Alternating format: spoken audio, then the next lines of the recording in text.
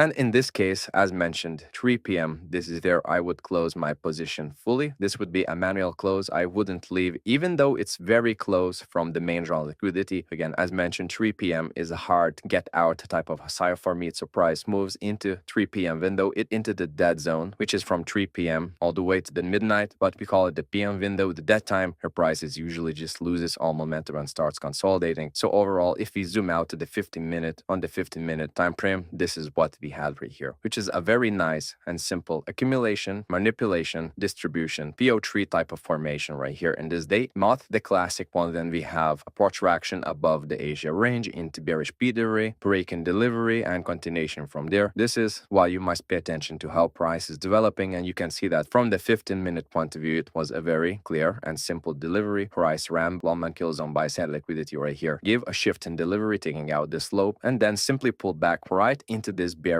order block right here, rejected it, and dropped all the way towards our main drawn liquidity. So from the 1 hour point of view, let's zoom out. Notice how our whole market maker sell model is looking like. Price stopped out right here, rejecting the bearish daily time frame fair value gap, gave a shift in delivery, and on this day again, be open expecting 4 short continuations for price to give us a short opportunity. We shifted the 15-minute and 5-minute and other execution timeframes if you need more clarity to see if everything is nicely aligning with that whole vision. And as it was nicely aligning, this is where we would take our short opportunity, having daily time frame stage on our side, which is bearish, having the lower time frame setup on our side, which is market maker sell model. We have clear draw on liquidity, magmac area right here, original consolidation, and after that what we had is execution time frame confirmation inside of this area as well to catch this whole drop to the downside on the 20th of February. So this is where we had picked all of the boxes right here. This is our top-down alignment, top-down vision, and this is how high probability opportunities are born. Covered everything I had in mind for this one. I hope it was insightful, and we will talk soon.